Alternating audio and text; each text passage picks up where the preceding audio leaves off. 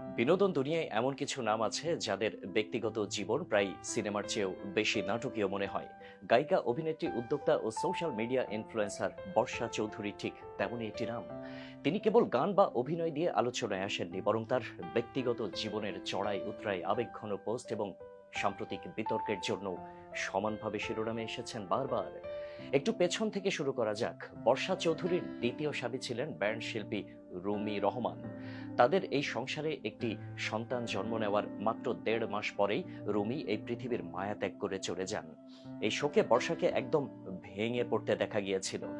রুমির প্রয়াণের পর সামাজিক মাধ্যমে প্রায় আবেগঘন পোস্ট দিয়ে তিনি স্বামীর স্মৃতিচারণ করতেন। নিজের জীবনের এই গভীর ক্ষতকে প্রকাশ্যে আনার পর অনেকে তাকে ভালোবাসা ও সহানুভূতি জানিয়েছিলেন। তবে শোকের মেঘ সরিয়ে কিছুদিন আগেই তৃতীয় বিয়ের পিঁড়িতে বসেন বর্ষা। এবার তার জীবনসঙ্গী হয়েছেন ঢাকাই সিনেমার আরেক পরিচিত মুখ, চিত্রনায়ক রাসেল মিয়া। তাদের পরিচয় হয়েছিল শিল্পী সমিতির নির্বাচনের সময়। সেই আলাপ থেকে গড়ে ওঠে প্রেম এবং অবশেষে তারা বিয়ে করেন। অভিনেত্রী রত্না কবিরের বাসায় আয়োজিত এই বিয়েতে সবকিছু তদারকি করেন আরেক আলোচিত নাম হেলেনা জাহাঙ্গীর। তবে তার এই বিয়েও টেকেনি বেশি দিন। এই খবর ছড়িয়ে পড়ার সঙ্গে সঙ্গে নেটিজেনদের একাংশ ক্ষোভে ফেটে পড়েন।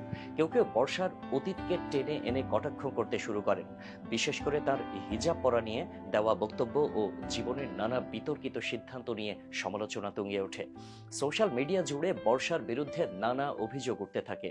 নেটিজেনরা দাবি করেন বর্ষার জীবনের নানান ঘটনা সিনেমার গল্পের চেয়েও বেশি নাটকীয়। তাকে ঘিরে তৈরি হয় একের পর এক বিতর্ক। কেউ বলেন তিনি সবসময় নিজের লাভের জন্য মিথ্যা কাহিনী তৈরি করেন।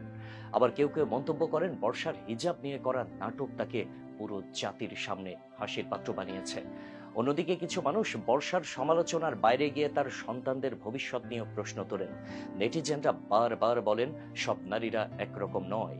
কেউ সন্তানের জন্য জীবন উৎসর্গ করে, আবার কেউ নিজের সুখের জন্য সন্তানের জীবনকে করে তোলে জটিল।